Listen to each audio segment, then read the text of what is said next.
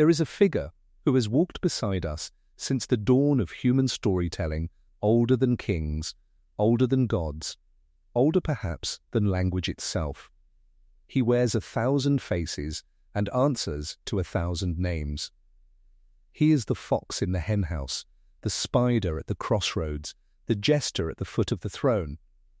He is the one who steals fire, who breaks the rules, who makes us laugh when we should be weeping and weep when we should be laughing. He is the trickster, and whether you know it or not, he is already inside you, pulling the strings of the very thoughts you believe to be your own. To understand the trickster, we must first understand what he is not. He is not the villain, though he sometimes does villainous things. He is not the hero, though he sometimes saves the world. He is not the fool, though he often wears the fool's mask. The fool stumbles forward in joyful ignorance, dreaming of the adventure ahead, unaware that one more step will send him over the cliff. The trickster sees the cliff. He measures its depth. And then he decides whether to walk around it, to leap across it, or to push someone else over the edge laughing the whole way down. The Swiss psychiatrist Carl Gustav Jung devoted some of his most penetrating writing to this figure. For Jung, the trickster was not merely a literary character or a folkloric curiosity. He was an archetype, a primordial pattern buried in the deepest layers of the human psyche, in what Jung called the collective unconscious. This collective unconscious is not built from our personal memories or experiences. It is older than that. It is inherited. It is the psychic residue of every human being who has ever lived, organized into structures so ancient that they precede the very emergence of consciousness itself. Jung wrote that the trickster is a psychologium, an archetypal psychic structure of extreme antiquity. In his clearest manifestations, he is a faithful reflection of an absolutely undifferentiated human consciousness, corresponding to a psyche that has hardly left the animal level. In other words, the trickster is what we were before we became what we are. He is the memory of the animal in the man, the chaos before the order, the laughter before the... And yet, and this is the great paradox, he is also what we are becoming. For the trickster does not only point backward into our forgotten past, he points forward into the unknown country of our unrealized future. He is, as Jung put it, a forerunner of the Saviour, and, like him, God, man, and animal at once. He is both subhuman and superhuman, a bestial and divine being. Consider the oldest stories. In the cold north, the Norse told of Loki, fire-haired, silver-tongued, the blood brother of Odin himself. Loki was beautiful and terrible. He gave the gods their greatest treasures, and he engineered their greatest tragedy, the death of beloved Balder, the Shining One, whose passing foreshadowed Ragnarok, the twilight of the gods. For his crime, Loki was bound beneath the earth with the entrails of his own son, a serpent dripping venom upon his face for all eternity. And yet the Norse understood something profound in this image. When you bind the trickster, you do not save the world, you destroy it. For Ragnarok begins the moment Loki breaks free. In the forests and plains of North America, the trickster wore the face of Coyote, of Raven, of the spider spirit Iktomi. Iktomi was once called wisdom, but he was stripped of that name because of his troublemaking. The stories told of his web that would one day spread across the entire world, controlling humans like puppets on a string. The elders of certain tribes have long pointed to this prophecy and asked a quiet, devastating question. Is this not the telephone wire, the cable network, the internet, the World Wide Web already woven over the earth? Iktomi, they say, is the patron of new technology. And he is laughing. In West Africa, the trickster spun his stories as Anansi the spider, a creator and a deceiver, the keeper of all the world's tales.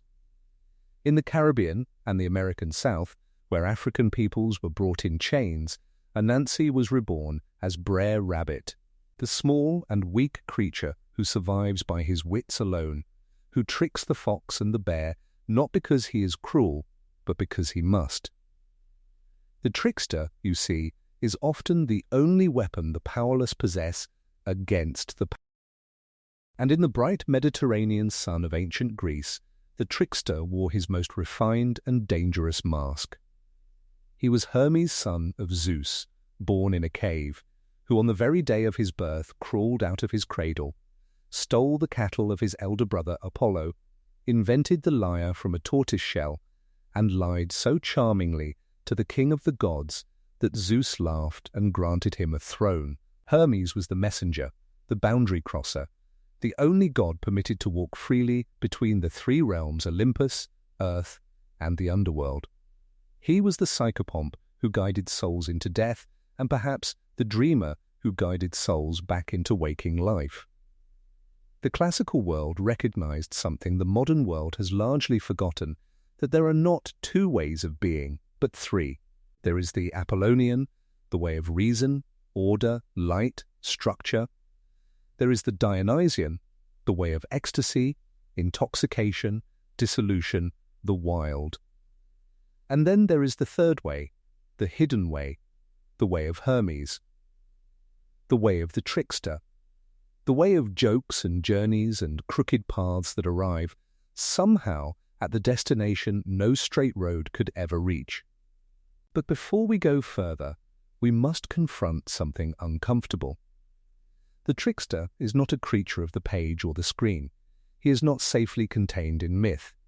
He walks among us. He walks within us. And the moment we believe we have him figured out, that is precisely the moment he has us exactly where he wants us.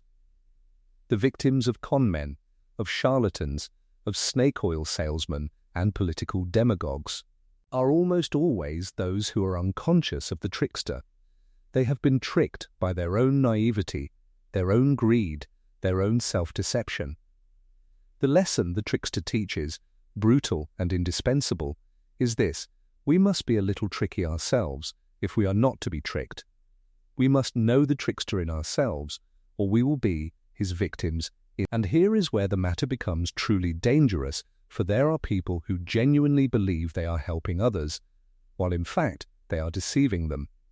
In such cases, both the deceiver and the deceived are unconscious of the trickster. He has captured them both. He operates as an autonomous force in their lives, moving them around like pieces on a board they cannot see. This is what Jung meant when he said that the trickster is disruptive only when he operates unconsciously. When we know him, when we have looked him in the eye and named him, he becomes our teacher rather than our tyrant. There is another way the trickster appears among us, and it is perhaps the most important of all. Sometimes he is not deceiving you. Sometimes he is telling you the absolute undiluted truth, and you simply will not believe him. In the medieval courts of Europe, there was one figure permitted to speak the truth without losing his head. He was the jester, the fool. He wore the cap and bells and carried a wooden scepter, mocking in miniature the crown and scepter of the king. He was the only man in the kingdom who could tell the monarch that he was wrong, that his policies were ruinous, that his courtiers were lying to him, and lived to tell the tale the next morning. The court fool was no fool at all. He was the kingdom's conscience, dressed in motley, so that the truth could pass through laughter where it could not pass through speech. We have largely lost this institution, or rather, we have outsourced it. The modern jester is the comedian, the satirist, the stand-up performer who walks onto a stage and tells us, in the form of a joke, what no journalist dares to write and no politician dares to say. And the cost is often terrible. Comedians die young. They struggle with addiction, with depression, with suicide. They carry, on behalf of the rest of us, a burden the rest of us refuse to carry ourselves. When a society suppresses its comedians, when it makes jokes illegal and laughter dangerous, the trickster does not disappear. he goes underground. And when he goes underground, he comes back as neurosis, as collective madness, as political fanaticism, as the strange and brittle seriousness of a culture that has forgotten how to laugh at itself. Nietzsche understood this better than anyone. "I would really allow myself," he wrote, "to order the ranks of philosophers according to the rank of their laughter, right up to those who are capable of golden laughter. And assuming that the gods also practice philosophy, I don't doubt that in the process they know how to laugh in a superhuman and new way, and at the expense of all serious things. Gods delight in making fun. Even where sacred actions are concerned, it seems they cannot stop laughing." Laughter, Nietzsche saw, is the bridge between the sacred and the profane, and it is on that bridge that the trickster makes his home. To laugh at oneself is one of the most difficult and most necessary acts a human being can perform. It breaks through the persona, the mask we wear in public, the carefully constructed self we present to the world. It opens a crack in the armor, and through that crack, something real can finally enter. The trickster pinches us awake. He whispers in our ear that life is a play, that we are actors on a vast stage, that the script we believe we must follow was written by someone else, for someone else's purposes, in someone else's interest. And then he whispers something more dangerous still, that we do not have to follow the script, that we can improvise, that we can write our own lines, that the mistakes we are so terrified of making are not catastrophes, but the very material from which an authentic life is built. This is the heart of existentialist philosophy. We can deceive others. We can be deceived, but there is one being we can never, in the end, deceive, and that is ourselves. The trickster drags us before the mirror and forces us to look, to see the persona we have built, to see the price we have paid for it, to see the wild, instinctual, creative, playful self that has been slowly suffocating beneath the weight of who we pretended to be. He is, in this sense, the enemy of every authority, including the authority of our own ego. He pokes holes in rigid boundaries. He questions the unquestionable. He shines a light into the shadowy corners of our culture and asks the question no one once asked. He is the friend of the dispossessed and the enemy of the comfortable. He is, in the words of one writer, the god of the threshold in all its forms, sometimes drawing the line, sometimes crossing it, sometimes erasing it, but always there. Now, Jung was very clear about one thing. The trickster is not evil. He is not the devil. The devil is an agent of evil, purposeful, ideological, committed. The trickster is immoral, not immoral. Morality is a structure of ego consciousness and of human society. The unconscious does not play by our rules. The trickster knows neither good nor evil, and yet he is responsible for both. He is the giver and the negator, the creator and the destroyer, the one who dupes and the one who is always being duped himself. This is why he is so often associated with creation as well as with chaos. In nearly every culture that knows him, the trickster is also a culture bringer. Prometheus stole fire from the gods to give it to humanity, an act of theft, of disobedience, of cosmic mischief. And yet that fire is what made us human. It cooked our food and warmed our caves and lit our nights and forged our metals and, eventually, powered our civilizations. The same fire that warms can burn. The same gift that elevates can destroy. One might think here of artificial intelligence, of nuclear power, of the genetic code we have only just begun to read and rewrite. The trickster's gifts are always double-edged. He gives us the means of our salvation and the means of our destruction in the same hand, and laughs as we decide what to do with them. For his crime, Prometheus was chained to a rock, and his liver devoured each day by an eagle, only to grow back each night so the torture could begin again. And in his place, the gods sent his brother Epimetheus.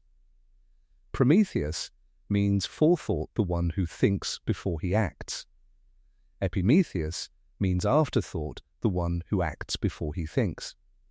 When you punish the trickster, Jung tells us, you do not get wisdom. You get stupidity.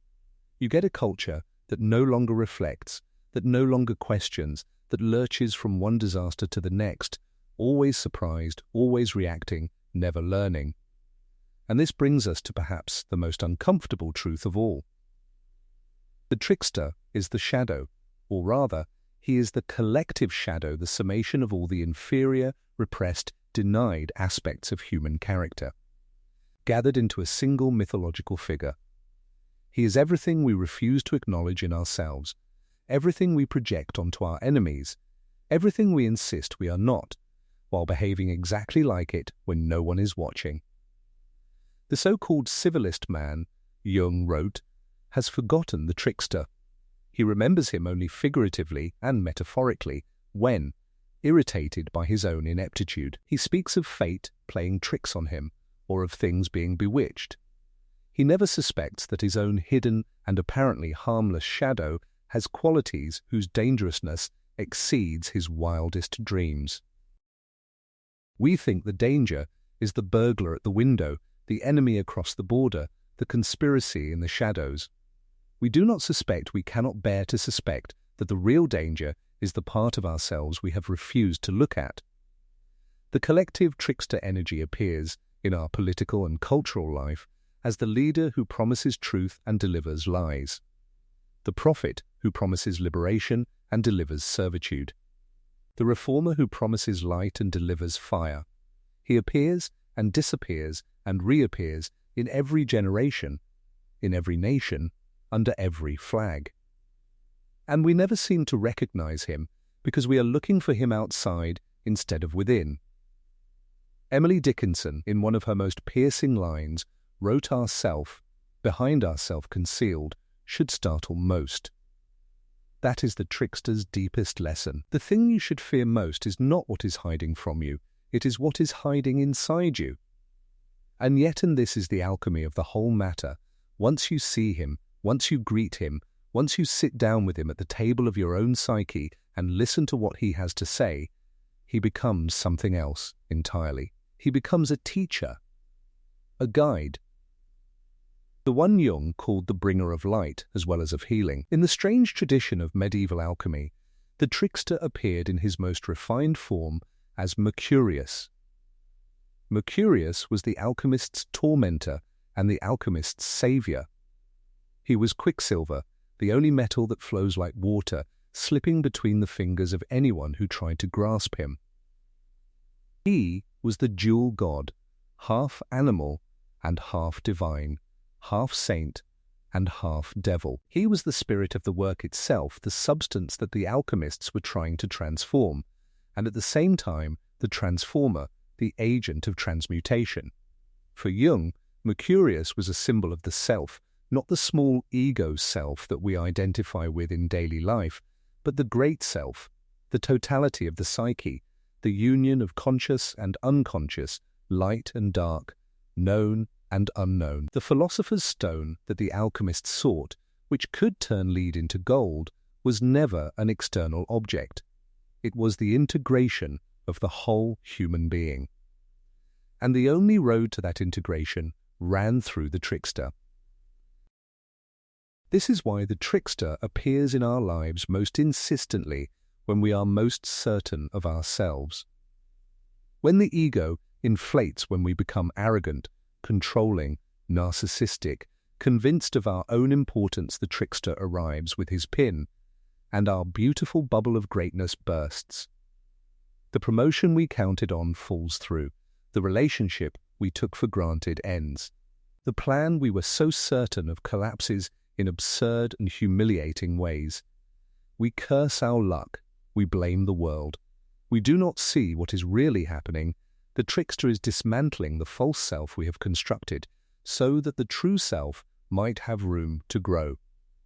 The trickster, one writer puts it, is the ego demolitions expert who helps us become more realistic about our psychological limitations and ultimately our spiritual limitlessness.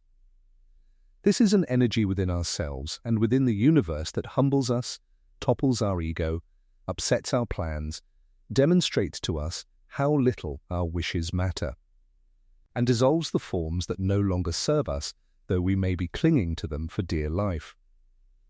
The Bible, in a passage that perfectly captures the trickster's reversal, says, "God hath chosen the foolish things of the world to confound the wise, and God hath chosen the weak things of the world to confound the things which are mighty.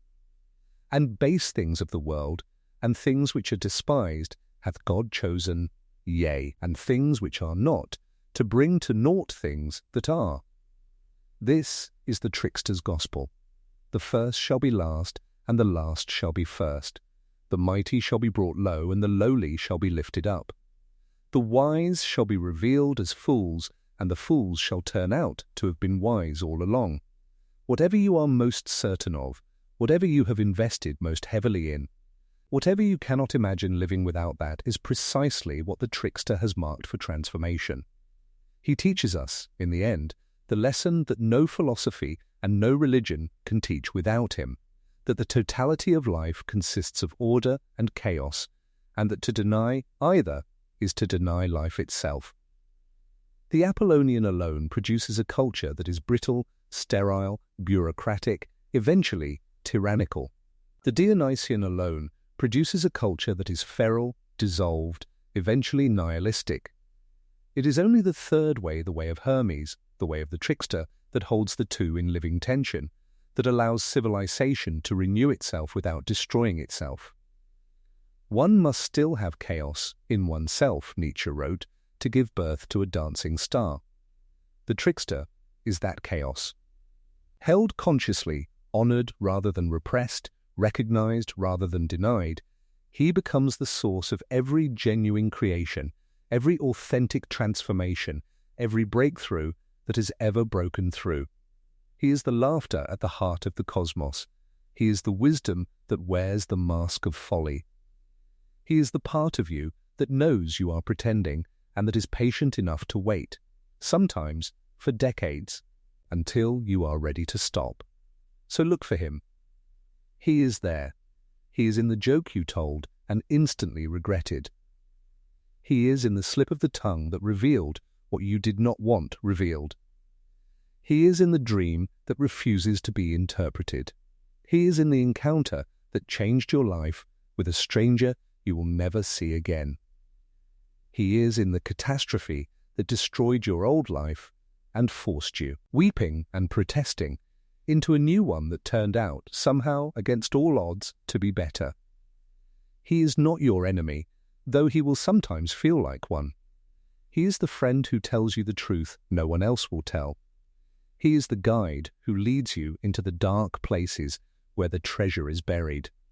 He is, as Jung knew, both the wound and the medicine, both the question and the answer, both the labyrinth and the thread.